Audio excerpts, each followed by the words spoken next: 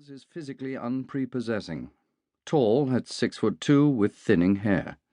Stomach surgery for cancer in 1936 has left him with severe digestive problems and underweight for his height. He looks older than his 50 years. His distinguishing feature is the eyes.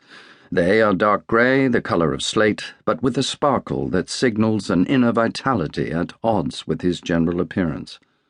A recent profile in the Washington Post noted that if you watch his eyes, you will find the man. The grey eyes looked around the cabin and then fastened on Bracken. "England?" said the man. He shook himself, stretched, yawned, and peered out at the dusk gathering over the harbour. It is like watching a sleepy old cat come to life, thought Bracken. "Yes," he said. "Welcome." "Where in England?" "Poole, Dorset," he said. "If you're ready, we have to leave." "Dorset?" The man seemed to remember that this was his destination. "Of course. Good. Help me up, will you?" Harry Hopkins said nothing on the drive to the station. A porter saluted him as he boarded the train, followed by Bracken and two detectives who had been waiting on the train.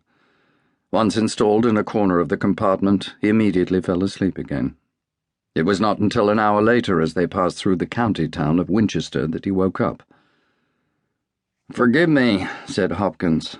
"I've been travelling for 4 days. Where are we?" "Hampshire, an hour from London. Would you care for a drink? Perhaps something to eat?" The chef and waitress aboard the special train had already served Bracken and the detectives mushroom omelettes, a rare wartime treat.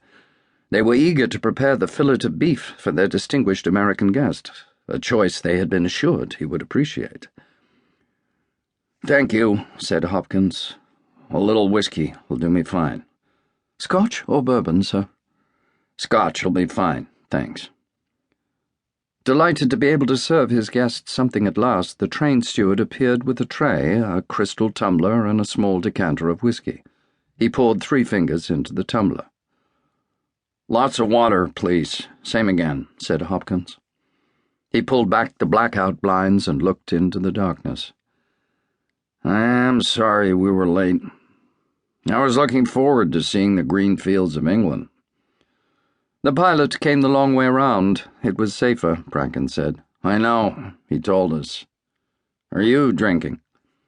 Bracken did not like whiskey, but nodded to the steward and accepted a glass. The 2 men clinked glasses.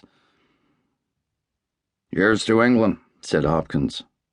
"And to the United States of America," said Bracken. The first of the incendiaries landed close to the track as the train approached Clapham Junction station. They fell silently in clusters from the darkness before exploding in flaming fragments that briefly illuminated the back gardens and rooftops of South London. The carriage rocked in the blasts and the train surged forward. "Nothing to worry about," said Bracken. "We will be in Waterloo in 5 minutes." The incendiaries seemed to be targeting the main line into London from the west. Hopkins peered out through the window blinds at the searchlights, probing the sky with pencils of light. A curtain of fire arose along the track. "They must have known I was coming," said Hopkins. Bracken smiled, but did not laugh. He had been thinking exactly the same thing. What better way to impress President Franklin Roosevelt's special envoy to wartime London than a raid to demonstrate the firepower and supremacy of the Luftwaffe? The White House had hardly made a secret of the mission. President Roosevelt had announced it to the press corps only 4 days before.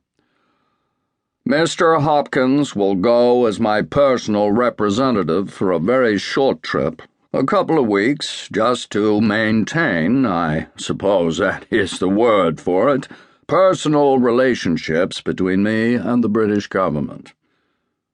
The journalists rose to their feet, chorusing a single question. What exactly was the president's envoy going to do in London? The president laughed. "You can't get anything exciting out of this, boys. He's just going to say, 'How do you do?' to a lot of my friends." The press corps laughed, and the president joined them. In London, nobody laughed. When the Prime Minister heard that Harry Hopkins was coming